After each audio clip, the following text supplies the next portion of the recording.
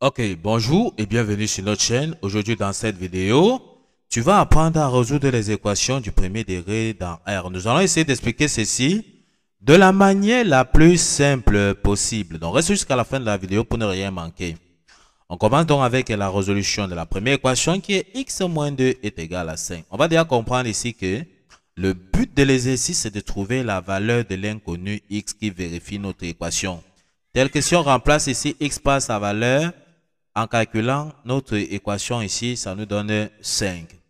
Ok, on va dire que le principe consiste à regrouper les x d'un côté de l'égalité et les nombres d'un autre côté de l'égalité. Donc, de préférence ici, nous allons dans ces différents exemples regrouper les x du côté gauche de l'égalité et les nombres du côté droit de l'égalité. Lorsque nous regardons dans notre équation ici, nous avons notre x ici qui est donc du côté gauche et nous avons 5 qui est donc du côté droit. On va donc dire ici que x est égal à 5. Donc, comme nous avons dit, x est déjà du côté gauche, 5 est déjà du côté droit. Nous avons dit que nous allons regrouper les x avec les x, c'est-à-dire les inconnus avec les inconnus et les nombres connus avec les nombres connus. Donc, nous allons traverser dans le moins 2 ici du côté droit pour que ça vienne retrouver dans le 5 ici. D'accord? En traversant dans l'égalité ici, donc si le moins 2 traverse dans l'égalité ici, en traversant l'égalité, ça va changer de signe et ça va devenir tout simplement donc plus 2. Donc c'est ça un peu le principe. Donc ça devient plus 2. On peut donc calculer 5 plus 2, ça nous donne tout simplement donc 7.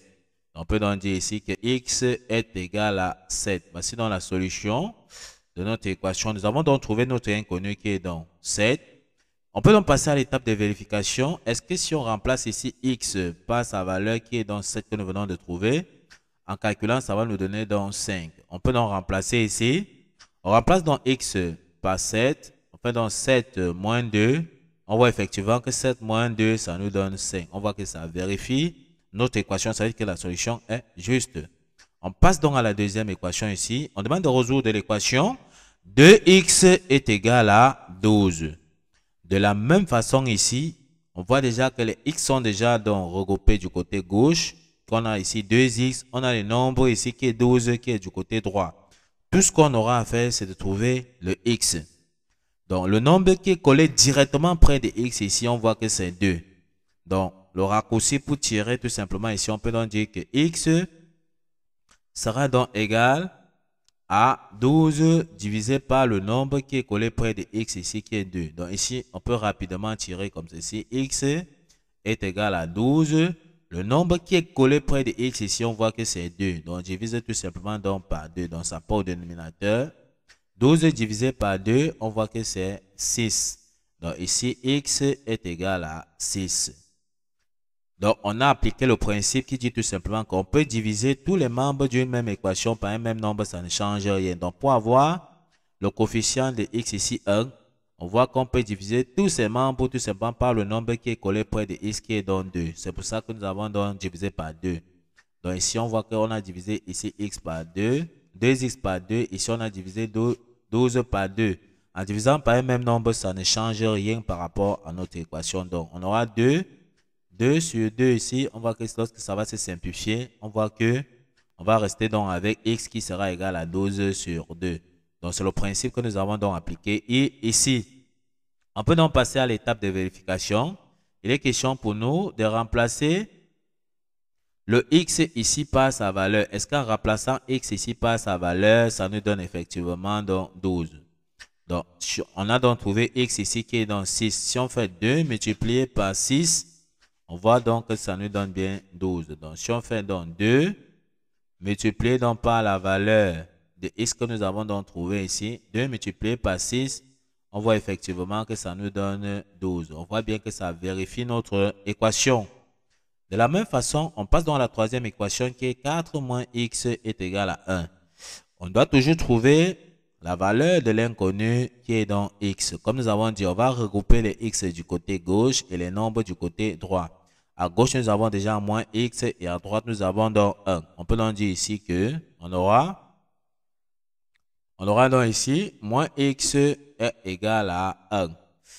Et nous allons maintenant passer dans le 4 ici du côté droit pour que ça vienne retrouver dans le 1, puisque nous allons dire que nous allons regrouper les nombres à droite et les inconnus à gauche. Donc le plus 4 traverse dans l'égalité pour aller trouver dans le plus 1.